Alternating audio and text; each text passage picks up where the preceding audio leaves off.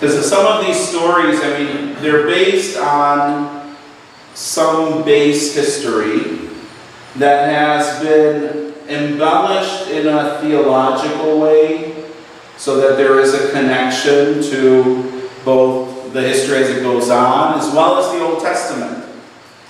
And so it gets a little bit dense when you're going through this.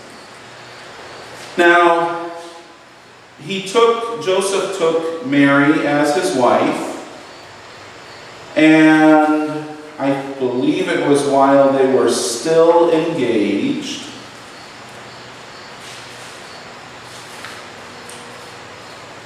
He came and he visited her. She had just come back from her visit with Elizabeth. And so she was already pregnant. And she had stayed with Elizabeth for 3 months. So that would put Mary at some 5th, 6th, 7th month. And so when she came back to their home, Joseph returned home, and he discovered that she was big with child. Nobody told him, see? God got informed through the angel Mary, but didn't let Joe know. And so the text tells us here, with what face shall I look upon the Lord my God? And what prayer shall I make about this maiden? Because I received her a virgin out of the temple of the Lord, and I have failed to watch over her. Who is it that has hunted me down? Who has done this evil thing in my house and defiled the virgin? Has not the history of Adam been repeated in me? For just as Adam was in the hour of his singing praise, and the serpent came and found Eve alone. That's a dramatic one. So Joseph, of course, this is building again on another theme. This is the theme that in the early church, one of the oldest stories that was told was that Jesus had a human father. And so this insertion of a beautiful prayer, fit of rage, whatever you want to call it, it actually reveals both Mary's status as a virgin coming from the temple, and it also shows that he had absolutely no relationship with her. Now, Joseph receives a revelation that fills him in. And so he finds out what is happening, and Mary explains to him. And she tells him what she knows about the mystery that will occur. Okay. I think that's enough for an introduction, because the story goes on and on and on. Now, we're looking at the person of Mary. And there are many, many, many themes that we pull out of this, themes that we're familiar with. One of these themes is the theme of course, the Mother of God. The Mother of God has a title that we're all familiar with, a title that is often used in the liturgy, used in prayers, used throughout Christian history to speak about Mary.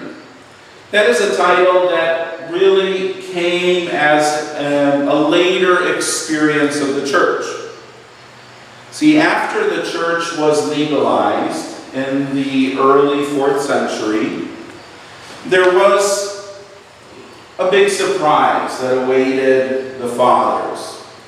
The church had functioned for almost 300 years semi-underground, and in some cases, literally underground, catacombs. But the church had maintained a network, and they had shared their resources. And the resources were especially the gospel, the epistles that were from the apostles to different churches, and they also shared the homilies and teachings of different saintly bishops, and they shared the stories of the martyrs. One of the things that was not happening within the church at that time was a real theological meditation on, well, who is who and how is Jesus God and man? All these things that theologians, well, normally think about. It was a much more basic existence because the church was persecuted. They weren't even building churches at that time. The communities were just limited, secretive, quiet, underground, supporting each other, trying to continue with the message generation to generation, and more people were becoming Christian. So in the 4th century, around the year 315, after Constantine had his vision, and through his mother's influence, interference, whatever you want to call it, he legalized Christianity, and eventually himself was baptized and became a Christian after he killed a whole lot of people. He's a great Christian because he knew that with baptism all your sins get taken away. So he killed as many as he could before. Constantine and Helena, they legalized Christianity, began to build churches, and then from the underground, bishops and leaders and priests and deacons and faithful came forward. And they found out that they didn't all believe the same things. Because, as you know, 300 years is a long time. And the story gets a little convoluted and changed. And as the story went also from culture to culture, so from Judaism that understood the Old Testament and the Messiah, all the way to the pagan Romans, the Egyptians, and different other cultures that had their own spiritualities and religious backgrounds, the message was a little different. And one of the issues, one of the themes, of course, was, well, who is this Jesus? And how is he God and man, God or man? What is he?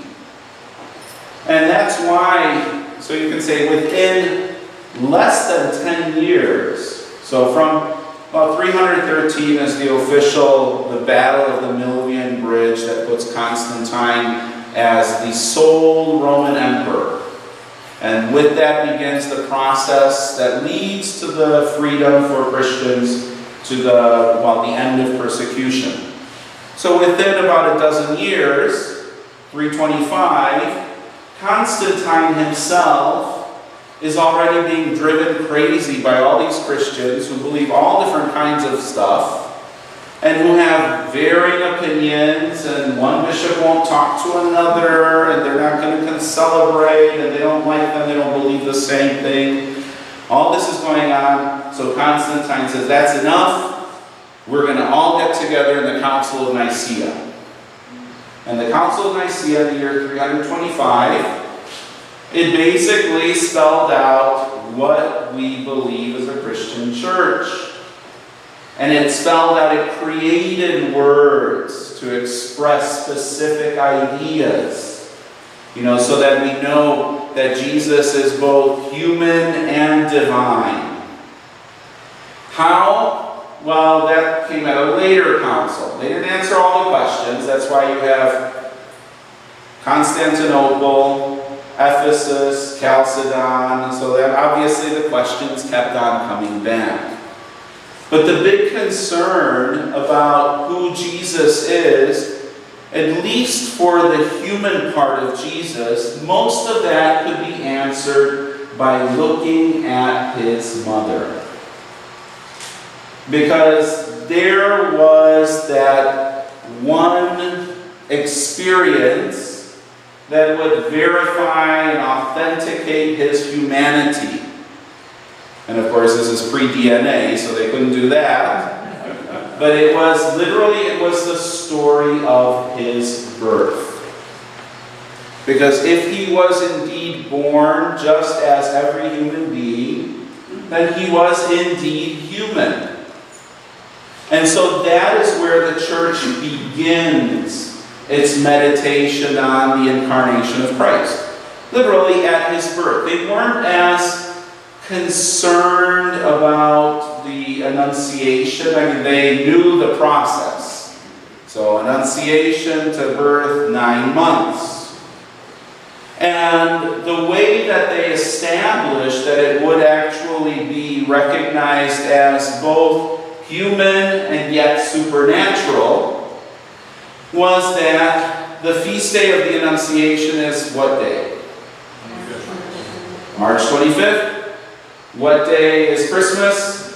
December. Exactly 9 months. It's perfect 9 months. Now, there are 2 other saints that we celebrate in the church year, that we also celebrate their conception and birth. Who? And? Mary, of course. Yes. And the way that the feast is celebrated, now we have a little bit of a problem with Mary because the calendar has been altered.